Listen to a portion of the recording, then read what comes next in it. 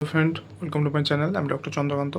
তো আজকে আপনাদের ওয়ার্ডস অর্থাৎ স্কিনে আমাদের ত্বকে অনেক সময় ওয়ার্ডস দেখা দেয়, এক ধরনের স্কিন ডিজিজ। সেই ওয়ার্ডস হলে কিভাবে ওটাকে চিকিৎসা করা যাবে বাড়িতে, অর্থাৎ হোম রেমেডি কী কী আছে আজকে সে বিষয়ে আলোচনা করব। স্কিনের উপর একটা শক্ত কিছুটা অংশ শক্ত হয়ে যায় এবং সেটা বিভিন্ন জায়গায় হতে পারে। সেই শক্ত অংশটা সেটাকে ঠিক করার জন্য বা সেই ওয়ার্ডসকে ঠিক করার জন্য কী কী ঘরোয়া উপায় আছে আজকে সে বিষয়ে আলোচনা করব। চ্যানেল নতুন, চ্যানেল সাবস্ক্রাইব করবে। চলুন শুরু করা যাক।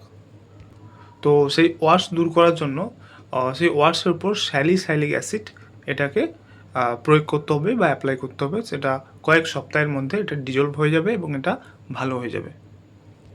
এছাড়াও আরেকটা পদ্ধতি আছে, সেটা হচ্ছে ডাক টেপ মেথড। অর্থাৎ সেই ওয়ার্ডস যেখানে হবে, স্কিনে যেখানে ওয়ার্ডস হবে, সেখানে ওই ডাক টেপ দিয়ে 6 দিনের জন্য টেপ করে দিতে হবে, কভার করে দিতে হবে এবং সেই 6 দিন পরে সেটাকে রিমুভ করতে হবে। এছাড়াও এই সময় সেই এরিয়াটা জলে সেটা সোকড হয়ে যাবে এবং সেটা রিমুভ হবে।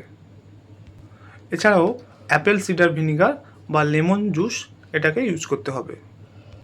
এর জন্য আপনাদের একটা কটন বল তৈরি করতে হবে এবং সেখানে 2 ভাগ অ্যাপেল সিডার এবং 1 ভাগ জল দিয়ে সেটাকে মিক্স করতে হবে। এছাড়াও এটাকে যে ওয়ার্ডসের উপর রেখে টেপ করে দিতে হবে এবং সারা রাত এবং সকালে এটাকে খুলে দিতে হবে। অ্যালোভেরা জেল আপনাদের ইচিং এবং পেনের জন্য ব্যবহার করতে পারেন।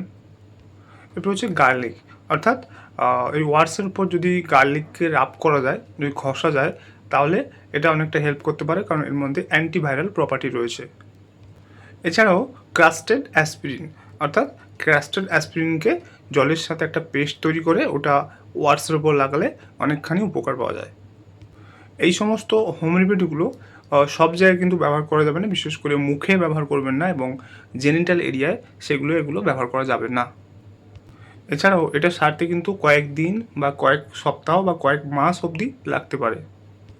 স্কিনে যদি খুব বেশি ইরিটেশন হয়, চুলকায় এবং ব্লিডিং হয়, তাহলে কিন্তু এই ট্রিটমেন্টটা, এই হোম রেমেডিগুলো স্টপ করতে হবে। কখন ডাক্তার দেখাবেন? ওই ওয়ার্ডসগুলো যদি খুব বেশি পেনফুল হয়, কালার চেঞ্জ হয় এবং সেটা খুব তাড়াতাড়ি স্প্রেড করে যায়, খুব তাড়াতাড়ি গ্রো হয়, খুব তাড়াতাড়ি বড় হয়ে যায়।